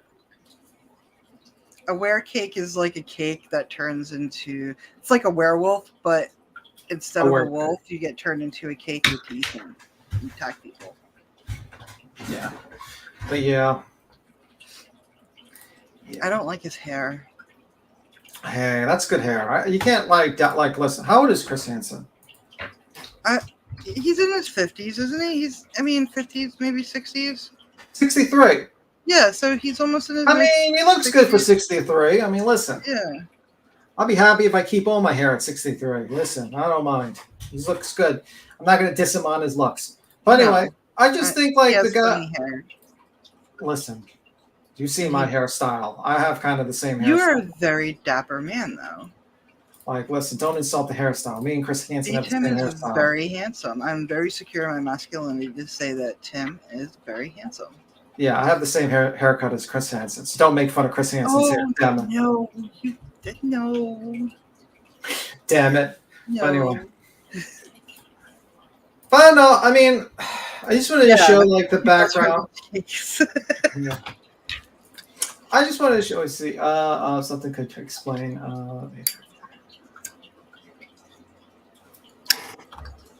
Okay.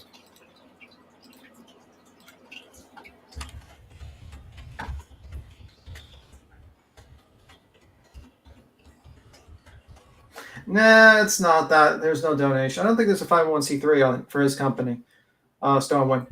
But yeah, I mean, I just wanted to show you the past of Chris Hansen. I just want people to be aware of the antics this guy does. I want people to be careful. I want people to take their rose-colored glasses off.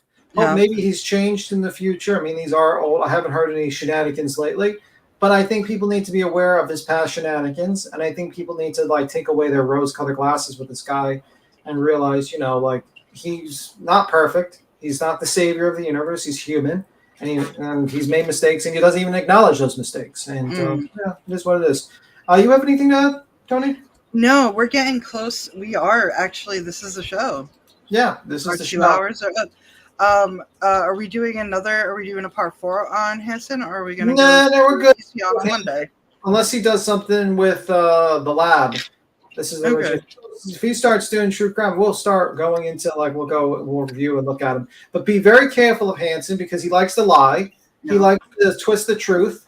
Zero and research on things too. He does zero research on the people. And I'm probably going to try to get him to say something about Dolly's brother. So I'll probably be spending $75, maybe more. I don't know. See if I can get it for $75. But anyway. Do you think Chris Hansen won't, because Chris Hansen thinks he's above YouTubers. The only reason why he's on YouTube is because he's at least savvy enough to I gotta get nobody someone watches cable TV anymore. Maybe I'll ask Willow to get to write me up something, to have Chris Hansen say something. Willow's a funny guy. Yeah, Willow's a funny guy. He could probably think of something to fucking be hilarious to have him say to Chris Hansen. So anyway, you guys have a good one. I think we're going to do Onision Tuesday. Part 1 of the Onision. So if you want another rabbit hole to dive into, believe me, this one is a lot worse than Chris Hansen. A lot worse. And if we get done with Onision for Tuesday and Thursday, we will go into social report. Yeah, he's so we got things planned. They're major rabbit holes, but I think Onision's probably going to be something that you guys are going not to enjoy, because I don't want to say that, but at least be educated on, because well, you got to be educated on potential groomers and their behavior. Yeah, that's definitely one groomer that got away with it. So anyway, guys, you have a good one. Happy Pride, everybody, and I hope you guys have a good weekend and keep safe out there. And we'll be back on Monday, probably I think 4:00 again. Hi, Johnson. Hey Johnson. But y'all, please just keep safe out there. And yeah, that's our show. Bye, everybody. Bye, Twisted Sister.